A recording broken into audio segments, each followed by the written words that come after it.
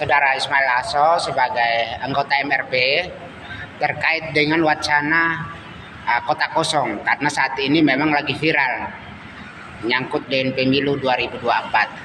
Tanggapan saudara seperti apa? Ya, ini menjadi keprihatinan kita bersama kalau hal itu menunjukkan matinya demokrasi, tingkat intervensi yang begitu luar biasa, sangat menghegemoni untuk beberapa gelintir pejabat negara, karena kita tahu bahwa Papua itu sangat kaya raya sumber daya alamnya, sehingga munculnya wacana kota kosong ini akan melahirkan tokoh atau seorang pemimpin yang otoritarianisme itu akan muncul, dan itu juga bentuk intervensi yang luar biasa terlalu tinggi terhadap kepentingan bisnis di Papua, sehingga hal ini juga menjadi keprihatinan seluruh tokoh agama di Papua saya lihat. Tapi pernyataan tokoh agama itu juga jangan membuat semacam kekisruan baru, karena apa? Bahwa sejatinya Papua itu berdasarkan undang-undang otonomi khusus diatur melalui adat budaya Papua, berbeda dengan saudara-saudara kita di Aceh karena adat budaya itu sangat melekat dengan nilai-nilai keagamaan yang di situ mayoritas beragama Islam, sehingga syariat Islam, pelaksanaan syariat Islam di Aceh itu berdasarkan agama, berbeda dengan Papua. Kalau Papua itu berdasarkan adat budaya, karena masyarakat Papua itu majemuk. Sejak lama Islam sudah ada di Papua, lalu kemudian muncul Otto dan Geisler di Pulau Mansinam tahun 1885, kemudian memperkenalkan agama Kristen di bagian utara, dan di selatan pada zaman Belanda itu Katoliklah yang lebih dominan. Karena itu Papua tidak akan bisa terjadi gesekan, tokoh-tokoh agama juga untuk menahan diri, tidak membuat statement-statement yang itu akan memperkeruh situasi di bawah, di kalangan bawah, terutama agama ini sangat sensitif, karena itu sangat berbahaya, supaya tidak lagi kemudian ikut berpartisipasi memperkeruh situasi di tanah Papua.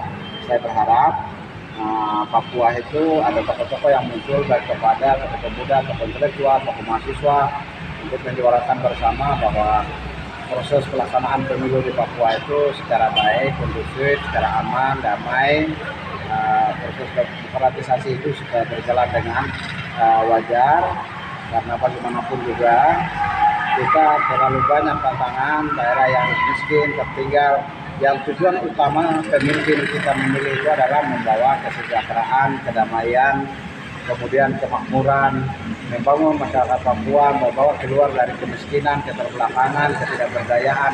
Itu adalah tujuan utama dari seorang pemimpin akan kita pilih untuk bisa membawa kita ke arah itu. Jadi terus terang kalau munculnya wacana kota kosong ini sebenarnya membuat kita juga sedikit keprihatinan, karena itu akan melahirkan gesekan-gesekan di bawah, kekhawatiran akan munculnya gesekan-gesekan di bawah. Tapi saya berharap mudah-mudahan itu tidak muncul, karena itu juga akan mengiring isu polarisasi antara terutama warga Papua.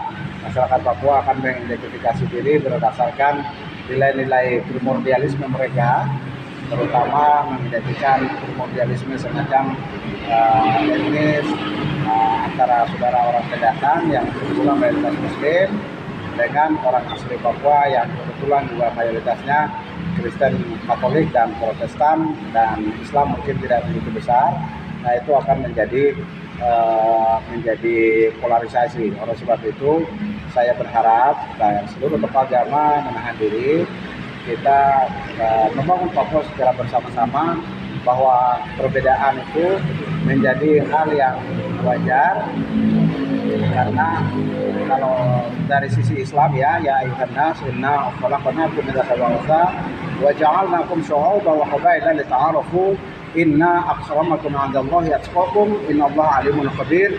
Bahwa sesungguhnya Allah Subhanahu wa taala menciptakan, Tuhan semesta alam menciptakan manusia itu seorang laki-laki dan seorang perempuan, dan Tuhan pula yang menjadikan kita berbangsa-bangsa dan bersuku-suku untuk saling kenal mengenal, bahwa sesungguhnya yang paling mulia di sisi Tuhan adalah orang yang paling dekat, paling taat kepada Tuhan itu sendiri. Oleh sebab itu perbedaan adalah nafsu Allah, perbedaan adalah hukum alamiah, dan kita justru saling kenal mengenal itu karena kita berbeda.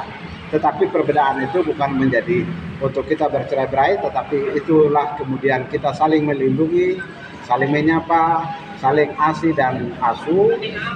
Itu yang kemudian tujuan yang Maha Kuasa menciptakan kita menjadi ada yang Muslim, ada yang Kristen Katolik, ada yang Kristen Protestan, ada yang dari pesisir, ada yang saudara-saudara kita kaum muhajirin dari luar yang datang ke Papua menetap hidup menjadi orang Papua. Itu semuanya adalah kehendak alamiah karena persebaran manusia yang begitu kemudian mereka menjadi satu, dan itu menjadi kekuatan untuk kita membangun Papua.